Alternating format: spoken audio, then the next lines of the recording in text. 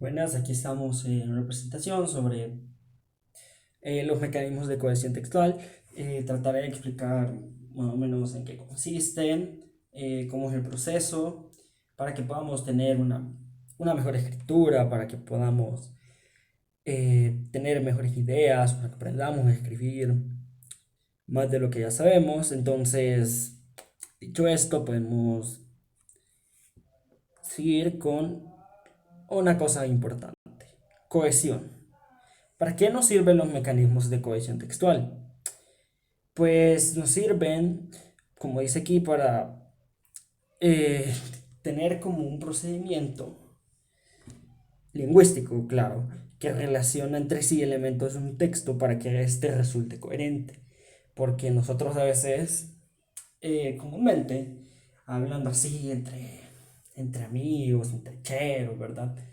Decimos cosas que tienen demasiada reiteración, cosas que no tienen tanto sentido y que obviamente están mal dichas, porque yo no puedo estar diciendo, ah, sí, que esto es lo que dijo aquel que hizo esto, es demasiado repetitivo.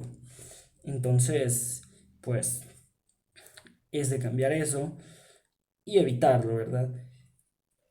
De hecho, pues, siguiendo con esto, debe haber una progresión y continuidad de la información, de tal modo que las diversas partes del texto estén perfectamente relacionadas. Ojo con esto. Es que las partes del texto, escrito obviamente, estén relacionadas sin que haya rupturas y lagunas o reiteraciones, como dice posteriormente, sin caer en excesivas reiteraciones o digresiones innecesarias. Entonces, pues vamos a seguir con los procedimientos de cohesión textual. Podemos ver en la parte de arriba que nos dice condiciones o características del texto. Se divide en tres partes que a su subsecuente se dividen en otras partes. La primera que vemos a la izquierda es lenguaje apropiado, adecuación. En medio tenemos lo que más nos interesa ahorita, que es lo que vamos a explicar, que es articulaciones gramaticales, cohesión y los mecanismos que se subdividen en tres partes. Y lo otro que es el orden o disposición de la información, tema central, la coherencia, que se divide en macroestructuras y superestructuras, pero esto no lo vamos a tocar todavía. Entonces volvamos a la cohesión y los mecanismos. La relación anafórica se da por medio de pronombres, sinónimos y determinantes. Y eso nos lleva al elipsis, que lo veremos después, que son de las formas del verbo, que es un nominal, verbal, bueno, de las oraciones, nominal, verbal, proposicional y oracional. De ahí tenemos la relación catafórica por medio de pronombres y palabras como otra, o, as, os. De ahí tenemos, por último, la deixis, que se da por medio de pronombres y adverbios que dan lugar a deixis personal, temporal y local. Dicho esto, proseguimos con siempre el tema de la cohesión, la sustitución. ¿Y qué es la sustitución? La sustitución es la relación que vincula una palabra del texto con otra a la que hace referencia. Si yo les pusiera un ejemplo, sería, yo escribo un poema, entonces en ese poema yo tengo el nombre de una, algún nombre, por decir, Nathan Drake. Entonces, pues, para no repetir lo que el texto tenga cohesión, lo que tengo que hacer es sustituir el nombre de decir Nathan Drake por un pronombre, ya sea, en este caso, el mejor, pensemos, es él. Entonces, nos referimos siempre al personaje, pero de una manera diferente para evitar repeticiones. De ahí tenemos la identidad referencial. Este mecanismo de cohesión Establece una relación entre un elemento del texto y otro u otros que están presentes en el mismo texto. De ahí vamos con las dos partes que ya habíamos visto superficialmente, entonces ahora las vamos a ver un poco a fondo con una definición, algunos ejemplos. Ojo, estos no son las figuras literarias. Náfora. ¿Qué es la anáfora?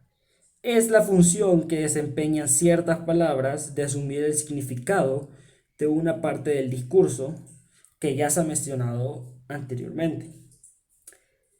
De ahí tenemos otra cosa que se usa para evitar la reiteración excesiva. Para ello se recurre al empleo de proformas que pueden ser, en este caso, como había dicho antes, pronombres. Un ejemplo, ayer hablé con mi abuela. La encontré animosa, lo cual es muy extraño. Tenemos otro ejemplo. Juan quería adelgazar, por eso comía apenas. Aquí se puede ver el uso de los pronombres, los ejemplos con la relación de la náfora. De ahí tenemos los proadverbios, que son adverbios de significado ocasional que sustituyen elementos anteriores. Por ejemplo, dieron las 3, entonces se marchó. Y por último tenemos proformas léxicas. Son palabras de significado muy amplio que se utilizan como comodines. Por ejemplo, hacer, suceder, cosa. Y aquí tenemos lo que nos dan como, lo que nos citan como ejemplo. Tiene un dolor de muelas. Es una cosa muy desagradable. De ahí vamos con la catáfora. Es aquella palabra o expresión que se refiere a algo que se dirá posteriormente. Ejemplo. Todos llegaron cansados. Juan, Manuel y Joaquín. Ayer fui al mercado a comprar frutas. Compré manzanas, melones, naranjas y algunas granadas. Aquí podemos ver de que se hace una referencia a algo que se va a decir luego en estos dos ejemplos muy claros. De ahí pasamos al siguiente, que es la elipsis. ¿Qué es la elipsis? Hoy sí de forma de pregunta. Es la omisión de algún elemento léxico que ha aparecido previamente, pero que el receptor repone. Es por lo tanto un modo de repetición, claro está. Como hay que recurrir al contexto próximo, la elisión es un mecanismo que relaciona unos enunciados con otros y contribuye a la cohesión. Por ejemplo, Juan y María se casaron enseguida. Un mes antes todavía no se conocían. De ahí tenemos los marcadores textuales, que son elementos lingüísticos que ayudan a ordenar y estructurar el texto. Establecen relaciones formales y de significado entre enunciados o secuencias de enunciados. Es decir, ojo con esto, conectan fragmentos relativamente extensos del texto.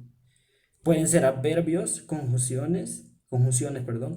locuciones de distinto tipo, grupos de palabras más o menos lexicalizadas. Hay otros nexos que relacionan ideas hacia el interior de cada enunciado. Son las conjunciones de gramática tradicional. Entonces tenemos los principales conectores, según el significado que aportan son adición, suman unas ideas a otras. Por ejemplo, tenemos y, además, asimismo, también, es más, más aún. De ahí tenemos otros conectores. Oposición y restricción. Introducen relaciones de contraste o contradicción entre los enunciados. Por ejemplo, sin embargo, no obstante, ahora bien, con todo, aún así, de todas formas. Aquí tenemos otros dos que son casualidad y consecuencia. Conectan los enunciados estableciendo relaciones de causa y efecto. Pues, ¿por qué?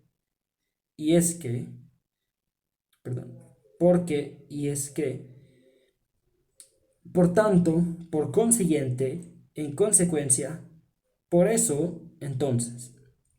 Por último tenemos la reformulación, que se enuncia nuevamente en el contenido de uno o varios enunciados anteriores. Es decir, o sea, en otras palabras, mejor dicho, quiero decir, y de nuevo o sea. Ya he explicado todo lo anterior de los mecanismos. Pasemos a un ejemplo práctico que es un texto hecho por mi persona que ha sido analizado y usando los métodos de los mecanismos de cohesión textual. Entonces, nos pasamos a eso. Aquí tenemos el texto que se llama aquellas mitades. Entonces, podemos ver que aquí están marcados los colores para diferenciar cuál mecanismo de cohesión textual es cada uno. Sustitución está en amarillo, anáfora está en rojo, catáfora, aunque no se ve mucho, está en azul y elipsis también está en amarillo, porque se relacionan. Entonces tenemos aquí el principio de la lectura y tenemos lo primero que es la sustitución. Aquí explicamos que es el reemplazo de una palabra con otra equivalente en este caso. Y pues dada la situación, tenemos aquí marcado ellos eran muy parecidos y ese ellos está reemplazando a los nombres de los protagonistas de esa historia, que son Rory y Vals. Si seguimos bajando nos podemos dar cuenta que hay algo en azul. Entonces, podemos identificar que es la catáfora, que ya previamente hemos dicho que es aquella palabra o expresión que se refiere a algo que se dirá posteriormente. Cuando se dice el destino pondrá cada cosa en su lugar y posteriormente esto significó la unión de estas dos almas, como lo expresa el texto poco después. De ahí nos encontramos con lo último que es la anáfora en esta porción del texto. Dice que es la función que desempeñan ciertas palabras de asumir el significado de una parte del discurso que ya se ha mencionado antes. Y aquí pues podemos ver que es cuando se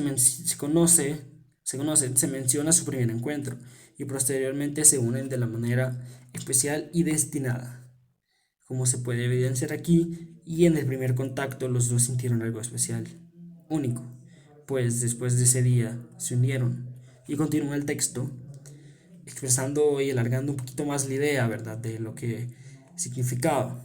Entonces, dada la situación y damos por concluido ya el tema de hoy. Espero les haya gustado. Cualquier duda en la caja de los comentarios y hasta la próxima.